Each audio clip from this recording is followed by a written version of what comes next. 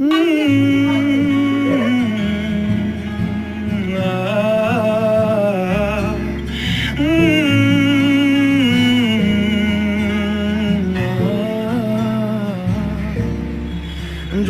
একবার অসহ্য বিচার, স্তব্ধ হয়েছিল তারা ব্যস্ততা হাজার।